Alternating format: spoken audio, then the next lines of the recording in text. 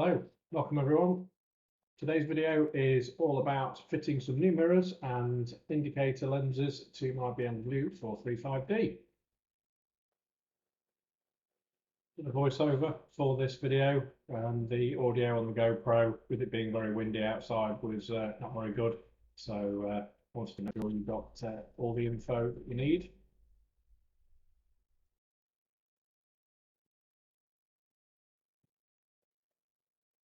Car's just been cleaned, nice and shiny, sun's out.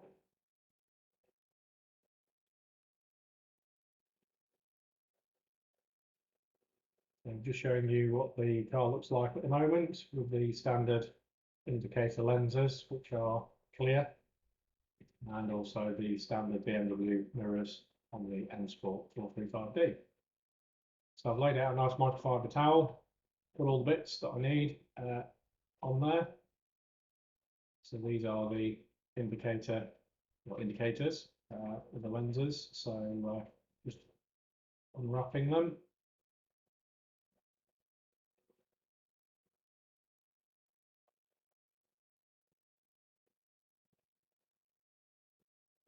Make sure I've got the right side, which I have, that's good.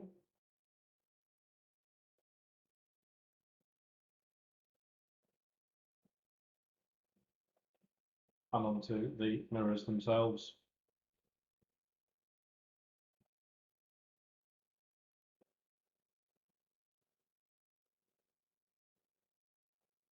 As you can see, when it's out of the packet, I've gone for the carbon fibre. And I have the carbon fibre boot spoiler,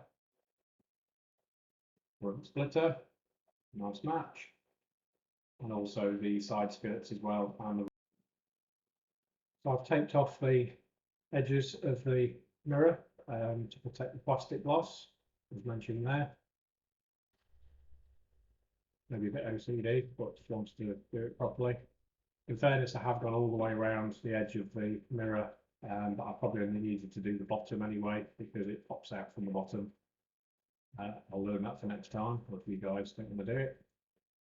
So in the car, you can see the mirror going up there, so we're tilting it upwards. So the bottom, make sure I've got nice easy access into the bottom of the mirror. And just be careful with this bit. So I'm using two prise tools. What I'm trying to do is apply uniform pressure to the bottom rather than just focusing all the pressure on one area. For a lot of people who are smashing and cracking the mirrors, and I think it's possibly to do with that. It also, maybe if it's very cold as well, you might not want to do it. But the mirror's now popped out, all nice and safe. So there are three tabs that you will squeeze together. So it's a push tab inside the mirror, and then it pops in like teeth and then sort of clamps and pushes outwards. So you need to squeeze them in. So you've got to squeeze all three to pull them all out. So tend to just try and force it just out so that it doesn't hold the retaining clip in, and then just pull each one out individually, but don't put too much sideways pressure on it because you will snap the clips. So my OCD kicking in a bit there, give it a nice little clean, mainly just around the corners. I just wanted to make sure that it's difficult to get bits where the dirt gets in between the cap and the housing. Just might as well clean those out whilst we're there.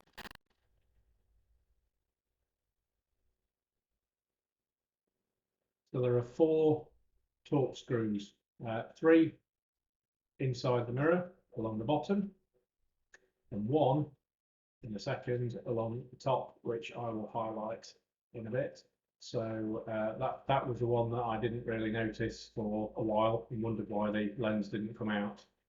So take out the 3 screws. You do get a screwdriver with the one that I purchased, the indicator lens that I purchased. So again, I'll put a link to that in the description below if you wanted to buy that one. But I think it's a T10. Put a screwdriver there just to take the 3 screws out along the bottom. You'll notice as well I've angled the mirror downwards. That's just really for ease of access. But in a minute, what we will need to do is then put it back in its normal place. So that's the point there where I'm pointing on the screwdriver is the 4th screw. So once you've popped it out, you just need to unclip the power to it. So just lift up the clips and just give it a wiggle, and eventually it will come out. It's not a warm day, so my hands are a little bit cold as well. There it goes, and all sorted. And we put that to one side and fit the new one.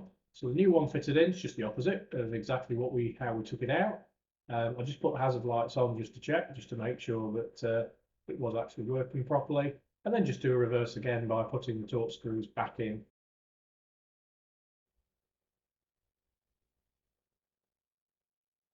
So in they go, and that just pulls the lens tight into the case as well.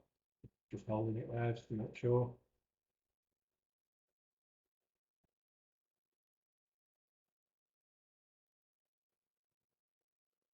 It's a fairly simple job, just only takes 15-20 minutes, probably half an hour for both mirrors to be done.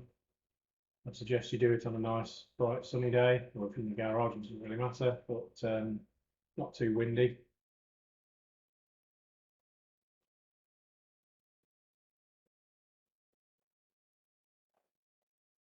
And then once that's all screwed in, then you might as well fit the mirror and the mirror cap on. All I'm doing there is just taking off the tape. I don't need that in the real mirror. So just sort of peeling back the tape so it doesn't go underneath the new mirror cap.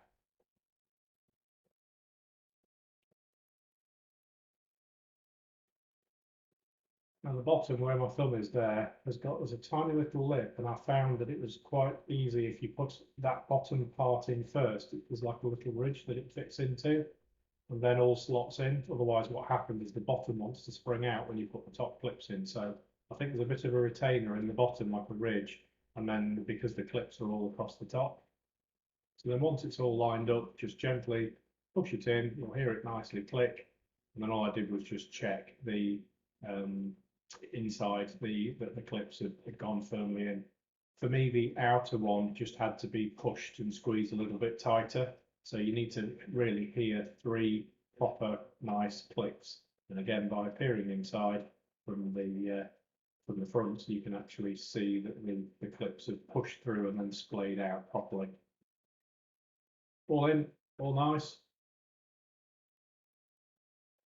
Happy with that. So take off all the rest of the tape now. Don't need that anymore, so don't certainly need to protect it for putting the mirror back on.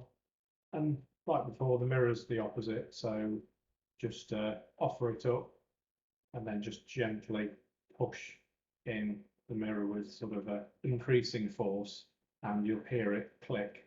Now there are sort of 3 or 4 clips that you can see around that circle, so just line it up. I just used a microfiber cloth then, and just applied the regular force across that centre piece, and it clicked in. And just make sure you work your fingers all the way around.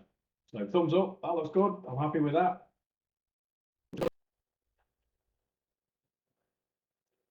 And in my opinion, a massive improvement on the standard one.